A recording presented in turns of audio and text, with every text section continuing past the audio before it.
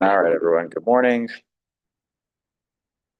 We are in Siman Reish Pei Dalid, and last time we finished Sif Aleph. Okay, so we still finished Sif Aleph. We're going to begin with Sif Beis. Just a reminder, Sif Aleph, basically talk about the basics of Haftorah. That generally speaking, it's a minimum of 12 psukim. It has to be read. It's only the takanas that it needs to be read after the Kriyas HaTorah. So if there's no Kriyas HaTorah for whatever reason, you're davening without a minyan, you're davening in a space that didn't have a Sefer Torah, even if there was a minyan, and there's no Haftorah, at least with brachos. You could always read Navi, it's not a problem. And we did have an extensive discussion last week about reading from a klaf. It's interesting, the Aruch HaShulchan, I'm not going to read it inside, but the Aruch HaShulchan does talk at length about the piece related to a klaf. And does really seem to say that reading it from a klaf is it makes sense. That it makes sense that we should be reading it from a klaf and not, there's sort of levels here. There's like a Navi klaf, as I talked about last week. There's only the Haftorah klaf, which is like only the Haftorahs are in there. But he seems to even say that the best thing to do is to be reading from a klaf of that's Nevi'im Shleimim, right? And apparently he quotes the minhag here that in Lita, Yesh Har Makomo Shekosem Nevi'im Shleimim. I guess many of the shuls in Lita would have written the full. It was in Poland, community there. Am I correct? It was in Poland, right? Lita was that's like the minhag Lita, on the when you have the slichos there, there's the minhag. Anyways, so it sounds like many of the kehilos there wrote Nevi'im Shleimim, and some wrote only the Haftoros. They wrote it in a klaf. V'kach chovasenu, v'kach yafeh lanu. And this is sort of, he says, it's our obligation, and it's nice to do this. Ela sheyesh lahaziram shalalasal shnei amudim kev'sefer Torah. Ela amud echad. When you make it, you should only make it with one amud, not two amudim. So unlike what Steve showed us last week, though that's the one I usually, unless I'm getting this, I'm translating this incorrectly. By amud, I think he's talking about one of the, each of the the Atzei Chaim. So he's saying it should be like one, almost like a Megillah, right? If you have sometimes these don't even have that for a Megillah. They just have the scroll and they unravel it themselves. But some people we've seen where they have it's on one and then they unravel. Yeah. So that's different than what Steve showed us last week, but again, because he bases that on the Gemara Bava Basra, etc.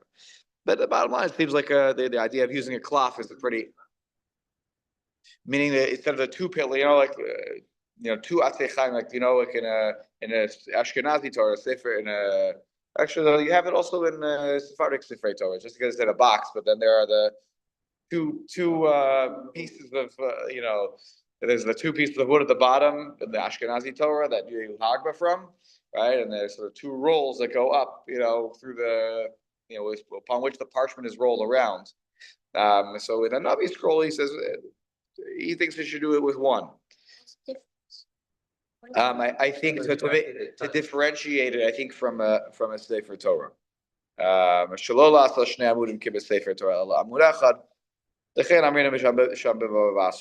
Anywho, so that was that. We spent a lot of time last week on that. I was on my soapbox trying to encourage us to. Yeah.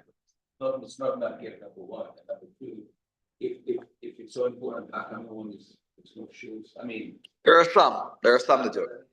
It's not the widespread minhag is not to do this. Again, that the Aruch HaShulchan's language was I think he was quoting someone, but unless it was his own language.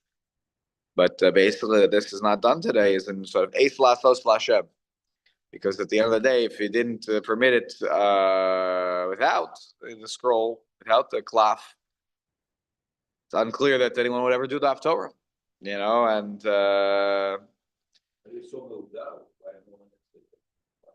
yeah, they all do it, right? Yeah, it's they're reading from a klaf, right? So it's not. It's something we ought to think about. That's all. Just saying. Anyways, I made my plug, and actually, we'll see today that they used to have not used to those who do it. We'll see this today. I think it'll come up in a different context. But there's a balkor, just like there's a balkor for Kriyas HaTorah, there's a balkor for Navi. And in fact, the Mishnah Berurah is going to even say this is the minhag. But there's a balkor. Just like the same way there was a balkor for Kriyas HaTorah, there's a balkor for the Haftorah. He wasn't the one who made the brachos, but the one who makes the brachos, and then this other guy who's a proficient balkore comes in and lanes it. Correct. Yeah. Yeah. When you write it with a klaf, there's there are no vowels, no nikudot. And then, by the way, things are written the way that there's the tradition of how it's written. There's a ksiv, and then it's the kray, and then you'll have ways in which it's written, and you won't read it like that.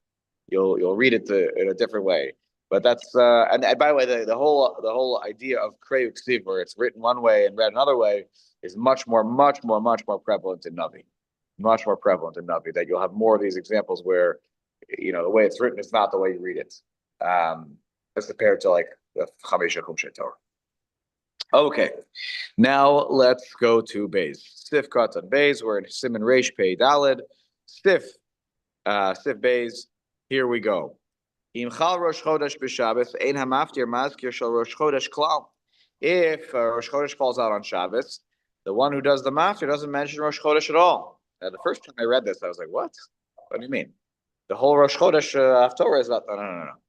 What's he talking about? Actually, a good thing that I have a sitter here.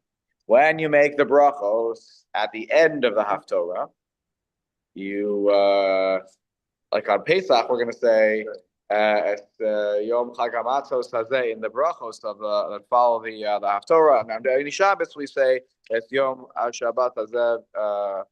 Let me find the exact language. I'm just rolling here. So Al HaTorah, Al Avdav, Al Navim, Yom HaShabbat Hazeh. Right, etc. So we never ever mention Rosh Chodesh. Even if you're reading about Rosh Chodesh, you're reading the Haftorah, we never mention Rosh Chodesh in the bracha. That's the first opinion here. The second opinion is going to be the opposite here. Even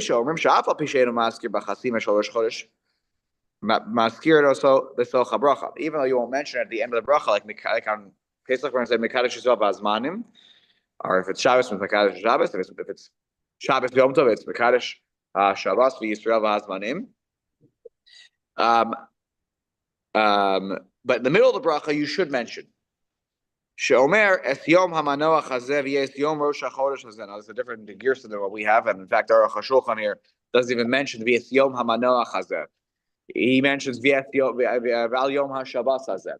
And the second opinion here that we see, which reflects the opinion of Rabbeinu Yonah, says that you should add in the Yom Rosh HaChodesh Hazeh in the middle, not in the end. You won't say Baruch Hashem Mekadesh HaShabbos V'Rashei Chadashim. You're not going to do that.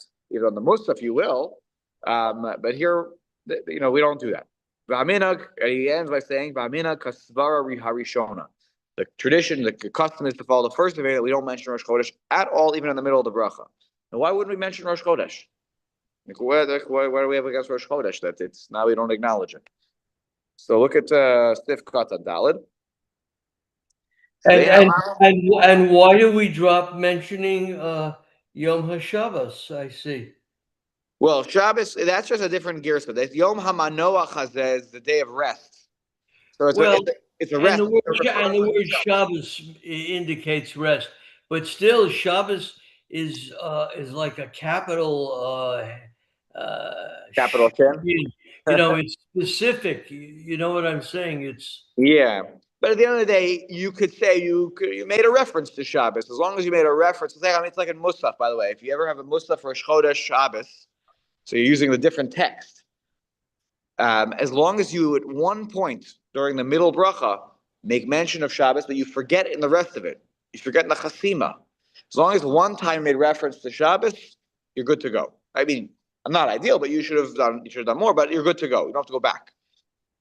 So here you made reference to Shabbos. Yom HaManoach, everyone knows it's Yom HaMenucha. In fact, actually in the bracha, we do say, Shirasat Alanu Hashem Elokeinu Likdusha V'Lim Nucha. Right? Hashem gave it to us is a holy day and one of rest. Okay? So, the Mishnah Berurah here says, the Ilmale Shabbos ain't Navi Rosh Chodesh. You know why you don't mention Rosh Chodesh? Because if it wasn't Shabbos, He wouldn't even read the Haftorah. The Rosh Chodesh doesn't play a factor in whether or not I'm laning Haftorah today. Ukriyas the Navi who rak mishum Shabbos is only because of Shabbos. Now this leads to something interesting that we're about to experience in a few days. What about Shabbos Chol Hamoed Pesach? So when everyone starts yelling at me because I'm the rabbi here over Pesach, hey, they Balkore didn't. So what should the halacha be? Do we say V'al Yom Chag Hamatzos? Because at the end of the day on Chol Hamoed you don't land a Haftorah. The only reason we're landing on Haftorah next Shabbos is because of Shabbos. So in my extra comments, they write here, "Mitaz the Gabi Shabbos Chol Hamoed Pesach Kasav lekaman she'ein maskir v'chas Haftorah es haskaras hayom tov." You don't mention the Es Yom Chag Hamatzos hazeh because the Chag Hamatzos is not causing the Haftorah to be recited. So Kasav lekaman later on in Shulchan Aruch we say the Shulchan Aruch himself says we're not maskir Yom Tov. Kevin Shechiv Kriyas Haftarah who rak biglal haShabbos. But here's the other thing though. Shabbos Chol Hamoed Sukkos, a little bit of a different halach. Shabbos Chol Hamoed Sukkos, Kasav Sham later in Shulchan Aruch, Shemas Kiras Hayom Tov be'emtza habracha. V'gam b'siyum habracha chosim mekadosh v'Shabbos Yisrael v'hazmanim ko Yom Tov. Kevin shebechol yom v'yom michol hamoed Sukkos nechshav kemoed bifnei atzmo. Sukkot is a special status. Every day there was a different korban musaf. That's why you say full halal the entirety of Sukkot, so even Chol Hamoed, because it's like a regel. It's like a moed bifnei atzmo. Kevin shebechol yom mispar korbanos hamusaf shona mishal chaver, which leads you to believe. Now, even though we don't lane Haftorah on Chol Hamoed, because according to this opinion. 100%. But there's something to be said, apparently, for the fact that each day of Sukkot has a unique sanctity. Unlike, look, Rosh Chodesh will always be the same as Rosh Chodesh. Sukkot, each day of Sukkot has its own sanctity. Okay, it's interesting.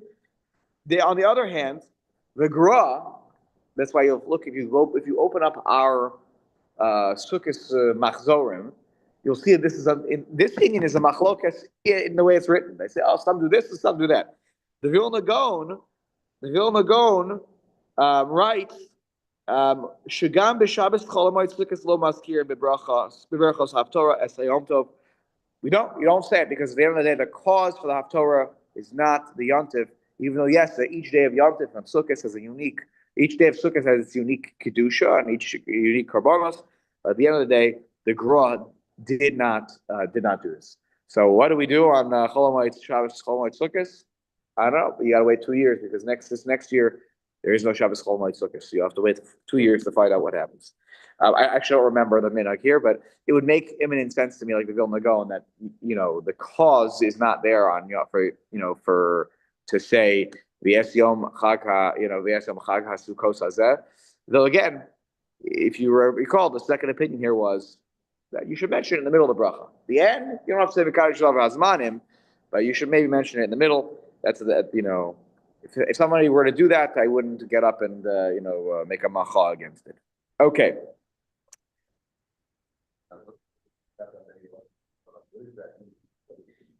What it means is that you don't read from the Navi. You don't read the Haftorah on Rosh Chodesh. If it was Rosh Chodesh like it was Thursday a few weeks ago, you don't read a Haftorah. There's no Haftorah as part of the morning davening. So when you have a Shabbos Chol Hamoed, like we're going to have this Shabbos, the cause, or you have a Shabbos Rosh Chodesh, the cause for reading Haftorah is only because of Shabbos. So therefore, in the bracha that we use to close out the bracha at the end of the Haftorah, we don't mention Rosh Chodesh at all, even though the content will be about Rosh Chodesh, even though the content this week will be about Pesach. Okay. That's really wild because on Shabbos, when Sunday is Rosh Chodesh, we read a special Haftorah of Machar HaChodesh. That's correct. So we give a lot of kavod to the notion of the next month. We Jews are tied to that calendar. Yep. So I don't. It doesn't make But at the end of the day, the only reason we read a Haftorah is because it's part of the Shabbos, it's part of the obligations of Shabbos. We acknowledge Rosh Chodesh through that. But the reason we're laying a Haftorah is only Rak Mishum Shabbos. Let's go to Sif Gimel now. Sarich lichavein levirchos hakorim batorah levirchos hamaftir v'yana achareim amen v'yalu lo lahashli minyan mea brachos shechisa minyanam b'Shabbos. I love that. I love a sif like this sometimes. It's lighter. But it's important. He says you need to have kavanah for the brachos. You need to have intentionality. You have to be intent. Have intention for when the brachos that are being said by the reader of the Torah and the brachos that are done by the maftir, per the person who's doing maftir, and you should answer after each of them, Amen. Well, that seems like an obvious statement of halacha. I mean, you should always say Amen after every bracha that you hear. But he's saying you should give extra kavanah perhaps here, because at the end of the day, it will help you complete the 100 brachot that you are supposed to try to aim for every single day. So let's say 100 brachot. And on Shabbos, you're lacking because the brachos of the Shemona Esrei are much less. Instead of 19 times 3, right? You start off every day. If you just daven 3 times a day, you're at 57 brachos like that. And if you say Birchos Kriya Shema, both in the morning and both at night, and you say Birkot HaShachar, and you say Birchas HaTorah, and you say Asher Yotzer in the morning, and you say you're like you're Kimat, you're like the whole way there. Good to go. Asher Yotzer, every time you use the bathroom. Well, people use the bathroom a few times a day, right? You're basically at 100 brachos, and you eat, and you say Shahakol, you say bearing benching, and you Kimat. You're not even thinking about it. If you daven 3 times a day, you're basically there. But on Shabbos, you're lacking because of the brachos are it's 7. Okay, baby, it's 7 times 4. You have most stuff. 7 times 4, 28. You're really lacking. Okay, you still have the Birkos HaShachar, but like you just went down from 57 to 28 as your starting base. So we'll see. There's a whole statement about this in a few simonim. You're supposed to try to make it to 100. So if you, why is this here? Not because you shouldn't say Amen, because you always should say Amen. But you should have Kavanah, because you should know that when you have Kavanah, you sort of, to be Yotze with the bracha, and I say Amen, that's my bracha too. So much so that it can count towards your 100. Baruch Hu Baruch Shemo is, that's interesting. That's an interesting, I thought you were saying something else. So Baruch Hu Baruch Shemo is totally separate Indian. But if you do want to be, there are those who are makpid not to say, because when you're trying to be Yotze with the bracha for yourself, that's why you'll hear the rabbi get up on Rosh Hashanah, don't say Baruch Hu Baruch Shemo in the bracha before Tkiyah Shofar, because you're Yotze with that bracha. So there are some who are makpid that Birkot HaShachar, right? But even Shemona Esrei. Well, I said the Shemona Esrei myself. But if you hold like the Rav, that the repetition of the Amida is a tefillah Hatzibur. It's different. It's a tefillah it's a communal tefillah. That was when I davened quietly to myself. That's my personal tefillah. Now this represents the tefillah of the tzibur, not just that I'm saying it on behalf of the people who don't know Shemona Esrei. So people are makbid to not say Baruch Hu Baruch Shemo in Amida and only say Amen. And because this is my bracha too. This is my chelik in the bracha of the community. You have a question? Yeah, correct. Because it's a hefsek in my fulfillment of the tefillah satzibur of Shema Kolenu, of Atachonen. That as a community we should have the wisdom, and that as a community we should be forgiven. And even though we always daven in the plural, those are my personal tefillahs, and I include myself in the greater cloud. But when we daven, this is the Rav's philosophy. The Rav said, no, it's tefillah Hatzibur. It's a totally different tefillah. But the Rav would apparently, I was 6 when he passed away, but the Rav apparently would stand as if he would stand feet together during the repetition of the Amida. He wouldn't move, because this is the tefillah of the tzibur, and I'm a chelik in the tzibur, so I have to pay very careful attention during the Shemona Esrei. If you took that philosophy, the answer would probably be yes. And you see here. So that might be a piece of where the takana came from. That there were people who didn't know how to. So that's what the Rav said. There was a person. There's tefillah b'tzibur and there's tefillah hatzibur, right? There's the communal tefillah, right? That this is not just for the individuals who didn't know how to daven on their own, though it can help in that way too. But the community. But today, look at this. We Baruch Hashem, Everybody in there knew how to daven Shemona Esrei today. Why do we still do it? The answer is that there's an aspect of this that is a communal tefillah, not just that it's the individual tefillah in the context of the tzibur. It's a machlokas. Some people will say that that's not why it's there. Some people will just say, no, it's just there because of the repetition as though it was instituted for people who don't know how to daven, and therefore we do it anyways. Like we do lots of things. We do the bracha Friday night for Kiddush, even though nobody's sitting here and eating the meal. But so we do that. But then if that were the case, then it makes sense to say Baruch Hu Baruch Shema. There's a machlokas on this. So you pay attention carefully to different rabbanim, and you'll see what they do or what they don't do. Yes, Simeon, go ahead. Don't we hold that tefillah b'tzibur is more efficacious than b'yechidus? Absolutely, not even a question. The Gemara in Brachos talks about that. Absolutely, 100%. Yeah. Okay, so take a look at Sif Katan Hey and then Vav. Okay, about the Mea Brachos here. But in this context, we're going to learn something very interesting. And for those of you who do ever lane Haftorah, an important piece about the bracha we make beforehand in terms of the trup. Okay, I'll make a point in a moment. Sif Katan Hey.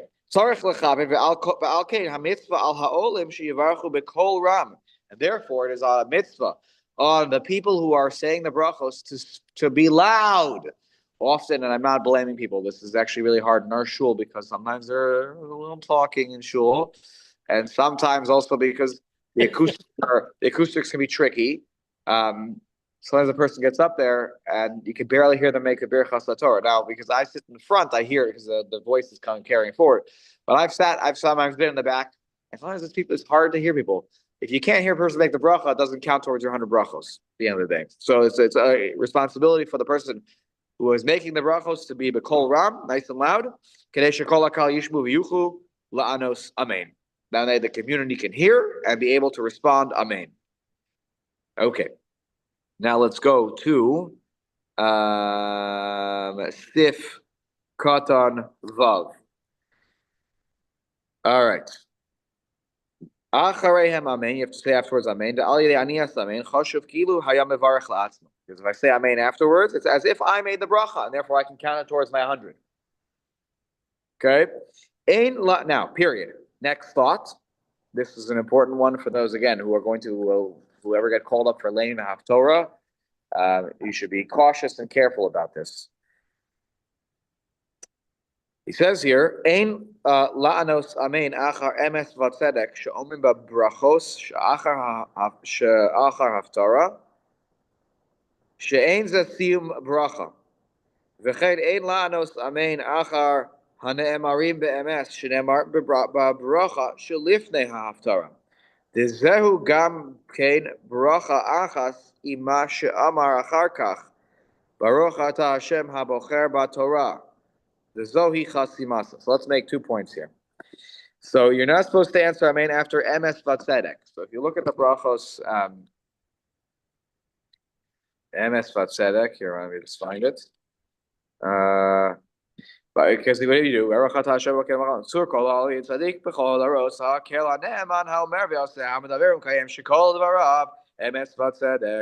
you even hear it in the way that we laid it.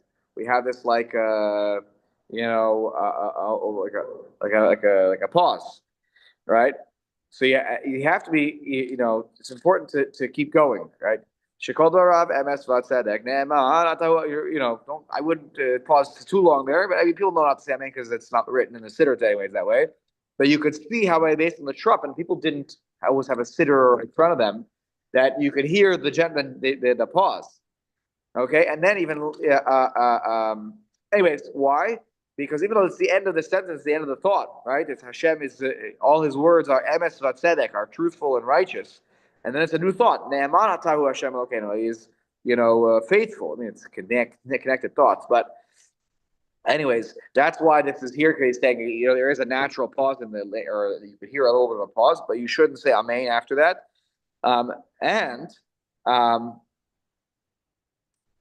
In the bracha that we make before the Haftorah, he says you shouldn't say amen after Hane'em Arim be'emes. V'zeu gam kein bracha achas. Okay, it's connected to what happens after. Now this one, I remember the person who taught me for my bar mitzvah in the book that we used. I don't know if it's in the big book here that everyone uses for Haftorah always, but there was this, there were usually two dots, like a sof pasuk at the end of the first sentence here. Baruch atah Hashem Elokeinu melech haolam, asher bachar b'neviim tovim v'ratzav v'divrei marim be'emet. In many of the Haftorah translating Trupp books, I don't know if it's still this way. I see it here. It's at Nachta, but some of the Sof Pasuk, which is like end of thought, and it's confusing because it does say a bracha, and then the next part is Baruch Atah Hashem. So it sort of sounds like it's a new bracha. Now, how do I know it's not a new bracha? It is another Baruch Atah Hashem. How do I know it's not a new bracha? So maybe I should say Amen after the first one. We say Baruch Atah Hashem. It's there. Very good, because there's no elok, there's no shame and malchus. And any new bracha would have to have shame and malchus. Here you only have shame. So what do I know? That this is just a bracha aruka. It's a long bracha. It's a bracha aruka. And you start out with shame and malchus, and then the chasima has shame. Right? You see this often. The first bracha of the Amida. Baruch Atah Hashem Elokeinu v'Elokei Avoseinu. Baruch Atah Hashem Magen Avraham. Right? It's a long bracha. Long bracha starts with shame malchus and ends with just the shame in the chasima. So the waning trap should be an etnachta. When you lay it should be asher bachar b'neviim tovim v'ratzav v'divrei marim be'emet. Etnachta, not sof pasuk. And then Baruch Atah Hashem, because it really is one bracha and there should be no pause there. I've never heard anybody say amen, because the reason is because everybody has a sitter and they've heard it enough times, so you're not supposed to say amen there. But really, the laning trap, the person who taught me how to lane, is like, you should do an etnachta there. It's not the end of the bracha, and therefore don't do a sof pasuk. Because sometimes I've heard people say, "Hanem marim be'emes, baruch atah." It's like a new pasuk, which and not the end of the world, but the more correct way to lane it would be with etnachta. Okay. Yeah, but Rav, why do they have a colon indicating a pause? The pause would be a trip for the kehillah listening to it. Correct. That's why the person who taught me the laning was he was. I remember him making a very specific point to me that you have to do it like this. It's not a sof pasuk, even though one of the books that the shul used was a sof pasuk. I don't know. It should be an etnachta. It's a pause, like in the middle of the pasuk, not a sof pasuk. Yeah, you're absolutely right. Okay, let's go to Sif Daled now, up on top. All right, back to controversial topics. I mean, not controversial, but things that we don't always see all the time, so it makes it more complicated for us to imagine. Sif Daled, Katan Yachol Lahaftir. Boom, end of thought from the Shulchan Aruch. The Mechaber says nothing more. The Katan is able to do Maftir and the Haftorah. That's to read the Haftorah. Okay. What was that? Sounds like the whole thing. Sounds like the whole shebang. He doesn't differentiate. Now the Ramah comes in here. Except for certain ones. Right, correct. Except for the ones that we've talked about previously, right? The ones we talked about previously where it's like a new Inyan, like Zachor, Para. Okay, but if it's the repetition of the end of the Parsha, okay. The Imkaru Lamaftir, if you call him up for Maftir, Misha Eino Yodea Lomar Haftarah, a person who doesn't know, a kid doesn't know the Haftarah. He's an 11-year-old boy, 12-year-old boy. He's a big shot, he talks a big game. Push comes to shove, he goes up there and go, yeah, I don't know how to lay this. Okay, first of all, the Gabbai should be given a two Shabbos suspension for calling up a guy who doesn't know the Haftorah. But you should have checked beforehand that the kid knew it. Okay, anyways, but Yachol Acher LaOmra. So then the other person can read the Haftorah. But really, this isn't the ideal thing to do. But what would happen here? The kid would make the bracha before, the kid would make the brachos afterwards, and the other person would lay in the middle, would lay in the Haftorah.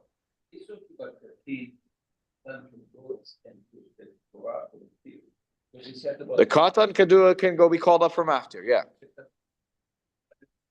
Yes. You were in Australia when we were talking about this. It came up previously. You were in Australia, I think, when we talked about this. So yeah, katan can get an aliyah. It's not our custom. Certainly the Ashkenazi community, I don't want to speak for the Sephardic community, but the Ashkenazi community generally does not do this anymore because we just avoid problem. It's avoiding another kula. The Sephardic community does do it that they read, the Sanim do read Haftarah. Right. Get the bracha. Right. I know. What is the meaning of it? You can get well, it goes back to that Gemara that talks about that a katan could technically get an aliyah. Then it becomes further limited by Rishonim. No, only the maftir we're talking about. It's a repetition aliyah. It's not part of the 7 kruim. Even though technically a katan could count towards the shiva kruim, but we are limited only to maftir. Many will further, box the katan out. That's why you won't see in our shul, you won't see in most Ashkenazi shul, you won't see a katan getting aliyah. But technically, by the letter of the law, it's permissible. And if as long as it's not like a zachor or a para or one of these kind of extra parshios where you're totally laning something different, and maybe there's a different level by para and zachor for sure, it's a daraisa. So then you only call up a bar mitzvah boy. But you could do this. A katan could get an aliyah and then do that, and then they could also lay in haftorah. But if they don't know it, someone else could lay it. Now, important newsflash here. He says in Sif Katan Zayin, Misha Eredeh v'chulei, Hainu shekar mitchila hakatan batorah l'shem maftir. You call up a katan to lay in the maftir aliyah from the Torah. Then v'achar kach nimtza. Turns out you find out shein yodeh lomar haftarah. You didn't know. You thought he was more than capable and able. Whatever. No one asked him explicitly, and then he turns out he says, "I don't know how to lay in Haftorah though." So it's too late now. He already got the aliyah, so now he has to do something with the Haftorah. So someone else will lay in the Haftorah. V'chein begadol ki agavna. Same thing goes for an adult. An adult gets called up for maftir aliyah. Turns out they don't know how to lay in the Haftorah. So you get someone else to do it for you. Yachol acher lomar. Haftara uvir choseha. So what you can do? Someone else, yachol acher, another person can come along and say the haftarah and even the brachos. This will be a point of machlokas in a moment. But at least if the havamina here is that the other person can come do the whole thing, the whole shebang. Someone else will just walk up and do the haftarah and the brachos. The af should take midusham after yikra Torah. I thought what happened to the whole takana was. The reason we have him after aliyah is before the guy lanes from the Haftorah, he should get aliyah from the Torah first, out of kavod Torah first. Torah comes first. So how can you call up a new person now, and he's going to lay in the Haftorah without having had an aliyah in the regular Torah? So mikol makom b'diavad amrinan shigam b'zaika kavod Torah. We will say nevertheless b'diavad it's okay. There is still kavod Torah here. Why should nikar hadavar shekaru b'Torah batchila l'shem maftir? Because it's clear to everybody that when we lay in the maftir aliyah, it was a maftir aliyah, and it was we distinguished and separated. Said here we're about to lay from the Haftorah, but another guy is going to get an aliyah anyways, still from the Torah, because before we read it from the Navi, we want to show you how important the Torah is.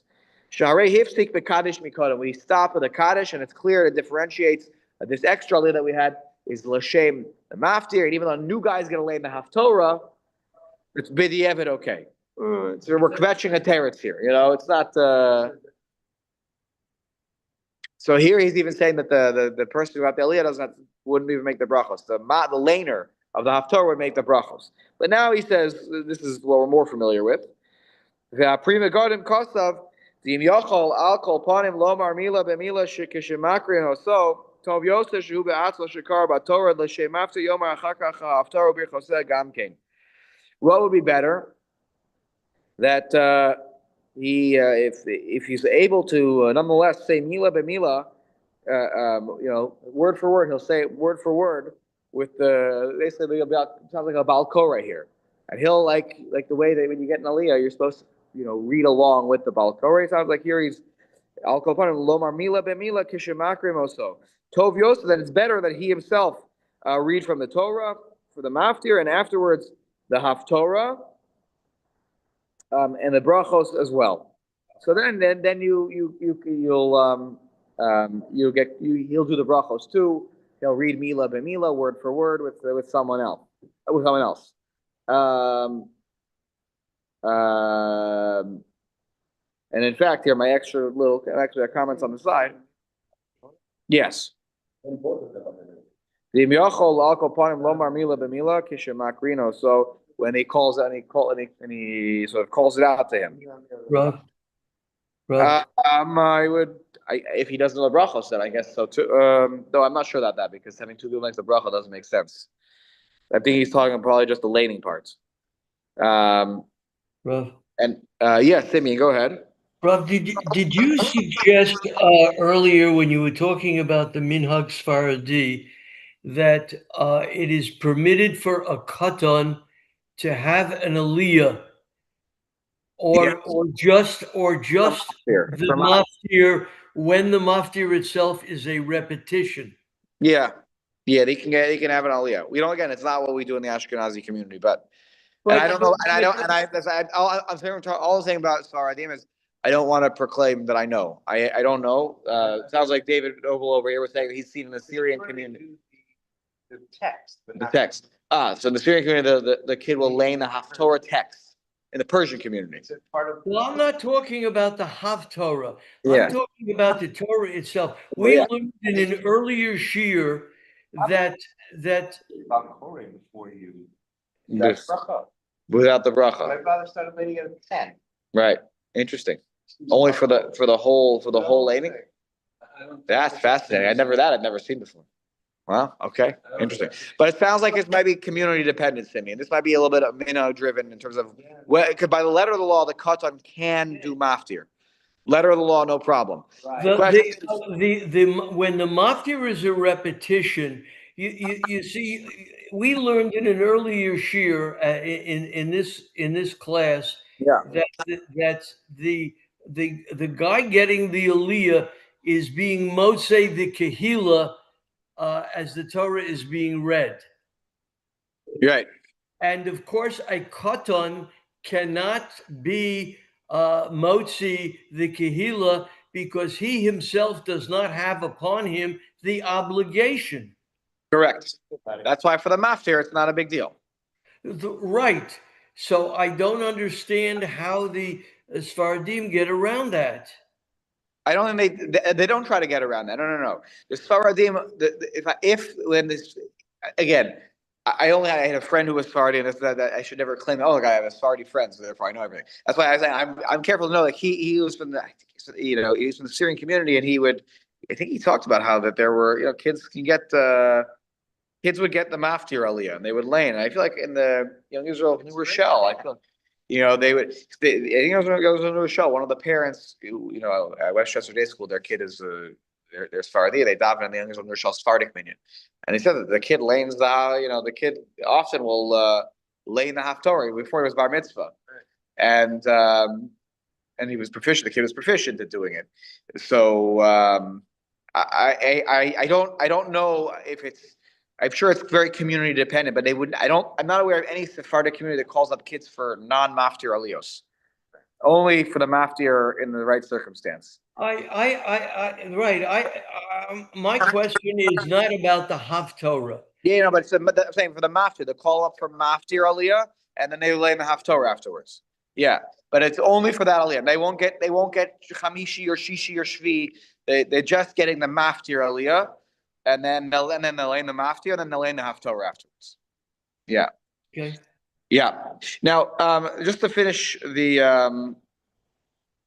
Mishnah Berurah here, and then we'll look at the Aruch HaShulchan because he talks about something that's very relevant. About lechatchila, it's not. This is not a good idea. We're back to the Ramah's idea of it's not lechatchila to have somebody else lay in the haftorah. You shouldn't call up somebody who doesn't know how to lay in the haftorah for maftir.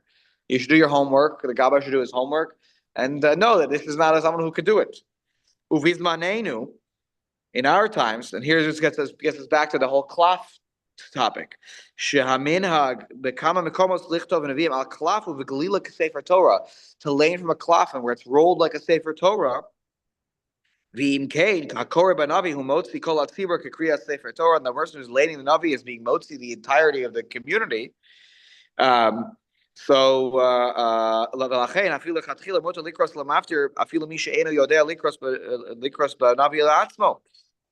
because what's happening? You have a balkore, And therefore, it's actually easier because you can call somebody up who doesn't know how to learn the Haftorah. Even now forget the katan issue. You call up, anybody else. It's another aliyah. By the way, it's actually a nice idea because there is an Indian that if a person has a yard coming up in the week ahead, it is nice to give them a haftorah aliyah. That is a minhag that is recorded. I think it's in the Ramah in Chosavelus.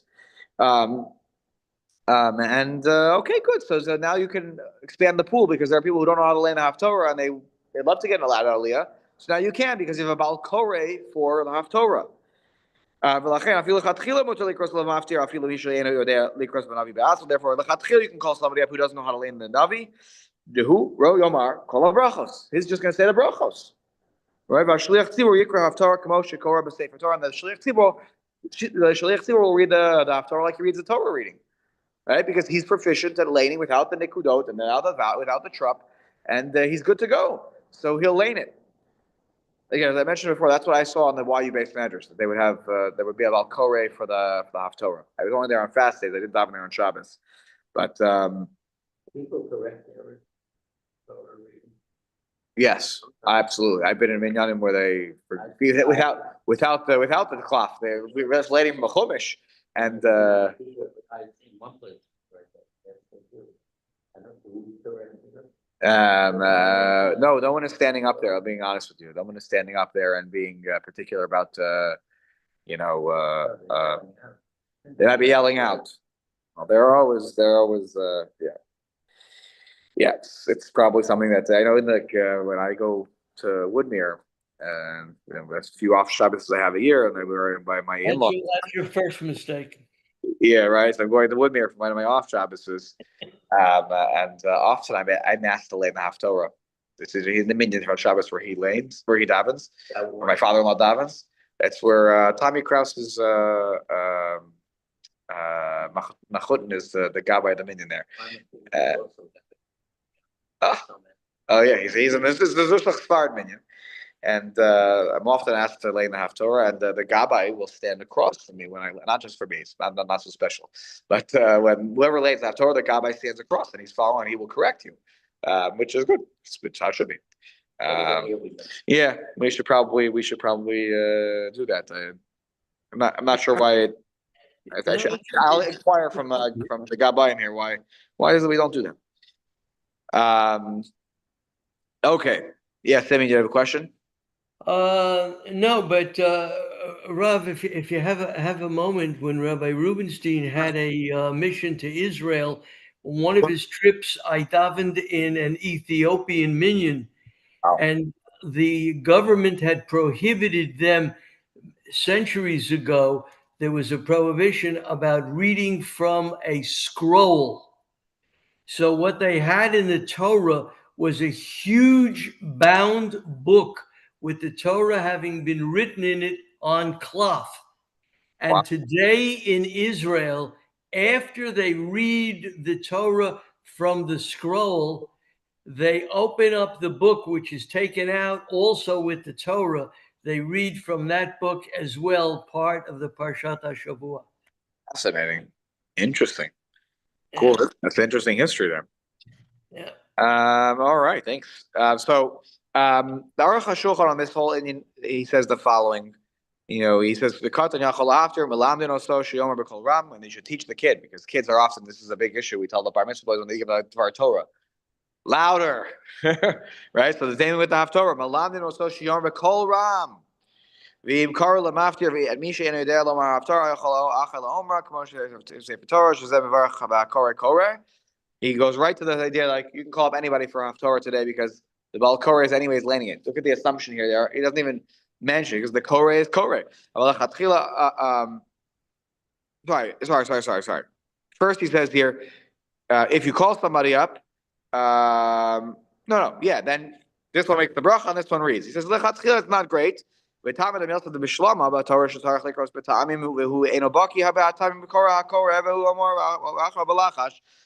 okay, I get by a Sefer Torah, where a person is not a baki in the ta'amim and the nekudos, etc. So he reads along quietly with the Bal Koreh. Aval haftar shekar b'chumashim. But the reality is, many people are reading a haftar from a chumash. Imhu ama aretz kol kach. If he's such an am haaretz, eino yachol likros b'chumash. You can't read the haftar out of a chumash. So he says, eino nachol likros lemaftir. Then you shouldn't call him up for maftir. He's going to be making mistakes left and right. You shouldn't call him up. V'lachein b'medinaseinu sheyesh b'harbe b'atei knesios neviim shleimim. Again, here the Aruch HaShulchan says, a minhag is in many of our shuls we have a full navi. You know, sheyesh. Then koreh hakoreh k'ma b'torah, that we have a bal koreh. So v'chein haminhag hapashut, and that is the widespread minhag, that they're calling up anybody from maftir because it doesn't matter. At that point, the bal koreh is anyways going to read it because. Not because they can't get the words right, because they can't memorize the ta'amim, and you want to land it correctly. So the bracha maker has to keep in mind that he has the reader in mind when he makes the brachos, and the reader has in mind that the bracha maker. Absolutely, they're like Kriyas Torah. They're working together. And by the way, probably that person should read along quietly in that situation. Should look in the scroll and read along quietly with the person at the Bal Koreh. What's interesting is that in the Mishnah Berurah, it sounds that if it's on klaf and it has a glila, then maybe you don't need to read along. If I'm not mistaken. So actually, You know that we have that. yeah, Koreh ben Navi who motzi kol hatzibur b'kriyas. absolutely. That sounds to me like, like some people do that. They read the Torah by themselves, but I don't think you need to do that if it's being done like a Kriyas Torah. So I saw something about this yesterday. Is it in here? I think you just have to be Shomer Kaona. Oh, yeah, he does talk about it here. So he does talk about your question or your thoughts. This is number 13, which goes back to, which one was it?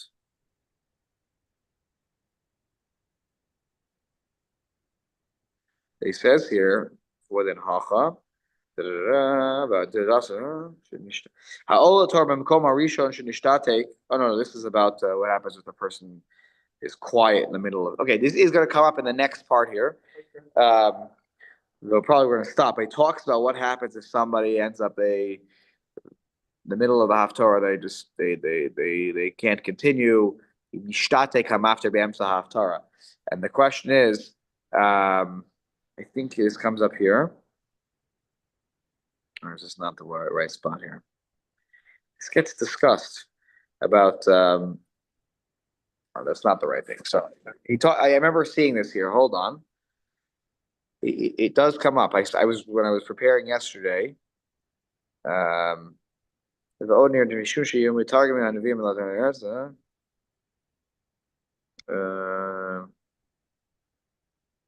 where does he discuss this?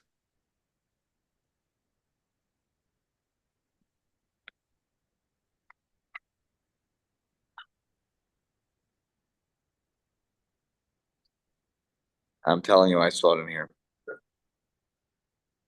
And I think I think there's an opinion that says like what you said. And then at the end, he says something to the effect of, but the minhag is just sort of quietly laying along. All right, I have to find this, and maybe I'll try to start with it next time. Where is it? Sarach laniach shitin. There's the lines here about how you're supposed to. It just sounds like that's the Mishnah Berurah. Yeah.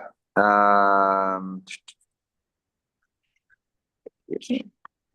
telling you, I saw this somewhere. I'll have to start back up with that. No.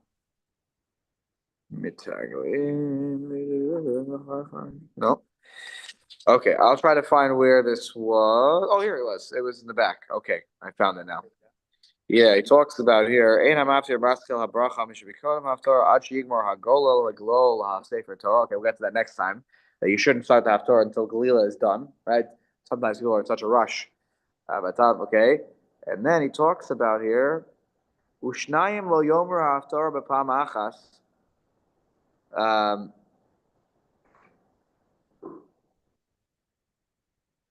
And we'll talk about this more because he talks about when did you take the Navi scroll away. when you're done reading and they're still saying the brachas, because somebody like already tried to put away the navi, and he says not to do that, right?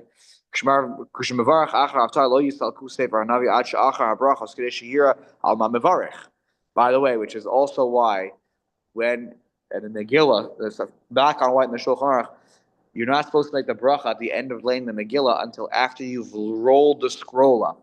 You're supposed to roll it back up, okay? Because you finished first of all, you're supposed to make the bracha before you lay until you unravel the entire Megillah. You're supposed to unravel the entire thing so that it looks like a letter. An igeret. So you're supposed to unravel the whole thing before you make the bracha, and when you're done, you're supposed to roll it all up before you make the bracha at the end. Harabes, Rivenu, etc. If there's a bracha, it's only with a minion, the bracha at the end. But why is that? Why is it?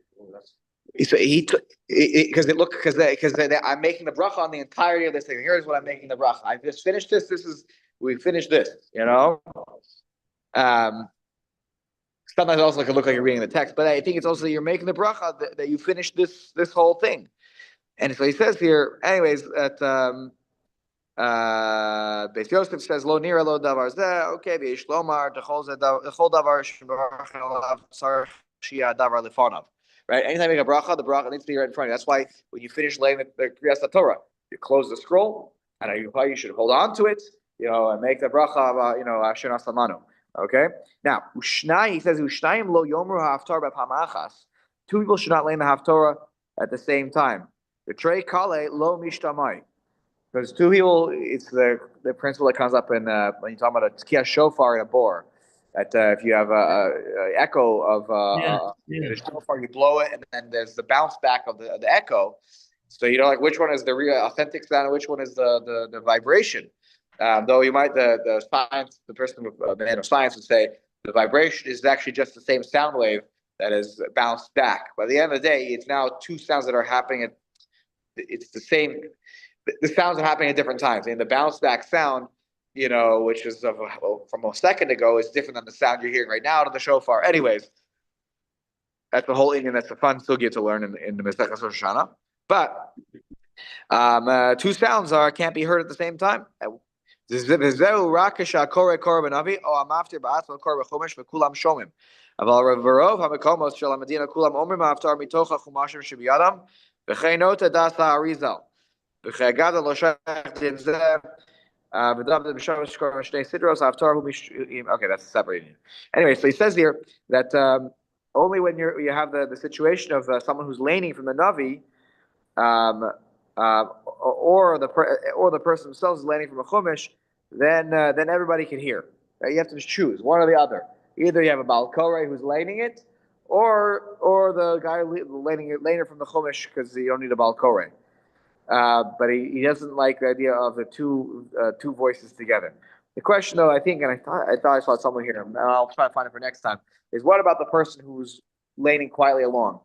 I think at the end of the day, we do say that you should do it, but there are those who say, no, you dafka should be quiet because he's the one laning from the cloth with precision.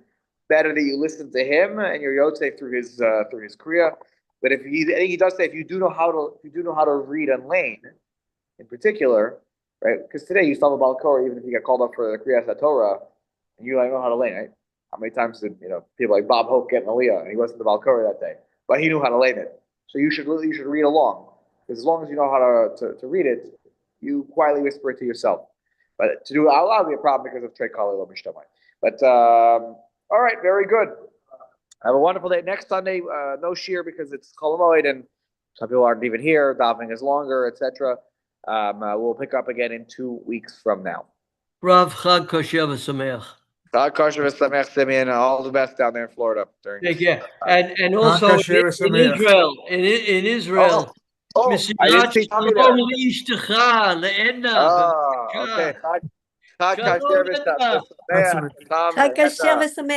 Okay. We're sitting in the mamad right now. We're in the mamad right now. Yeah. We just had an alert. You're in a mamad or siren? Yeah. Oh, the alert. Okay. Tommy, one Seder. Yeah. Only one Seder. Don't get one Seder. That's right. Be well, everyone. Enjoy it. That's the authentic one. Well.